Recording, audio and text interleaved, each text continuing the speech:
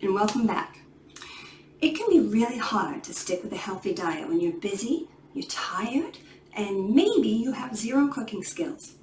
You might want to make a meal that will last for a couple dinners at home, but you just don't know where to start.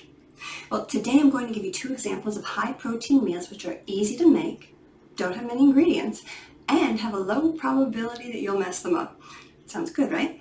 Now, both of these dishes are meat-based because I'm a meatitarian and a huge fan of high-protein, low-carb lifestyle for weight maintenance. But if you email me asking me for some interesting and easy high-protein vegetarian recipes, I will surely send some directly to you. Now, the first one is a classic example of crock-pot magic: barbecued pulled pork. It takes 5 minutes in the morning to throw the stuff in a slow cooker, and by the time you get home, most of the work is done. Okay, here's the market basket part. You need 3 to 4 pounds of pork, and the 3 cuts that work the best are pork loin, pork shoulder, and pork butt. The butt isn't the butt like it sounds. It's actually a cut that comes from the neck and shoulder area. You need 1 large onion. The type doesn't matter. I like them big ass sweet onions. You'll need a large bottle of barbecue sauce, and I personally recommend Sweet Baby Ray's, original or honey or mesquite, doesn't matter. And for the rub, you can use seasoned salt, like that brand that's spelled like Lawy's, or not Lawry's. Or you can order the Amazon brand Happy Belly pork rub for $3.40. Lastly, you need a can of soda. Coke or Sprite or ginger ale, don't matter. As you slow cook the meat, the sugar in the soda will caramelize, adding a depth of flavor to the pork. I personally like to add a teaspoon of liquid smoke, but you don't have to. Okay, so you got all your stuff, and here's what you do one morning. You turn your slow cooker on low to warm that sucker up. You slice the onion and cover the bottom of the slow cooker with the slices.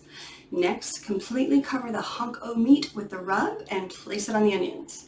Then pour the entire can of soda over the pork, and lastly, squirt a generous amount of the barbecue sauce on that concoction. No real measuring necessary, just kind of like zigzag it across the meat until it's decently coated. You cook on low for 8-ish hours. Then, there won't be much to do when you get home. Just use some kind of forky stabbers to carefully remove the meat from the crock pot and then let it rest on a plate for 10 minutes. Meanwhile, pour most of the juice out of the crock pot. You reserve something around half a cup of it, not an exact science. Using 2 forks, you proceed to break apart the pork until it's all shreddy and put it back into the crock pot. Then you do the zigzaggy barbecue sauce thing again, stir, and in 30 minutes, it'll be done. So you can serve it on rolls, or at my house where I do the low carb thing, I put it on a plate, throw chopped up Clausen refrigerator pickles on top, and melt baby Swiss on top of that. Might sound weird, but it's glorious. You should get multiple meals out of that one. Okay, the second recipe idea gives a popular dish a healthy makeover: buffalo chicken dip.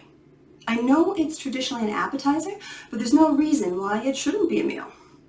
This lighter version doesn't rely on cream cheese, and it actually has more protein than the original. There's no way I'd suggest making this without that layer of melted cheddar on top, so I focused on making the rest of it very low fat to counteract that. So, here's what you buy from over to the market baskets. 1 large or 2 small rotisserie chickens, enough to yield 4 cups of cooked shredded chicken. You'll need 1 cup of Frank's Red Hot sauce, 2 cups of plain Greek yogurt, not vanilla, nothing sweet like that, 1 cup of small curd cottage cheese. I know that seems weird, but it won't be. And 3 cups of cheddar cheese, or if you're feeling sassy, you can do half cheddar and half crumbled blue cheese. And you'll need to decide what you're going to serve the dip with. A delicious option is Scoopy tortilla chips, and a low-carb option is celery sticks, or you can try both. Then, seriously, all you have to do is mix all this stuff together, but only mix in 2 of the 3 cups of cheese. The other cup is for spreading on top before you cook it. Your 2 options for cooking are assemble it in a crock pot with that last cup of cheese on top and cook for 2 hours on high or 4 hours on low, or assemble it in one of those rectangular 9x13 pans. Again, don't forget that last cup of cheese you set aside. You spread it on the top and bake it at 350 degrees for 25 minutes. I hope you will give these high protein concoctions a try, and who knows, you may even discover that you enjoyed doing it.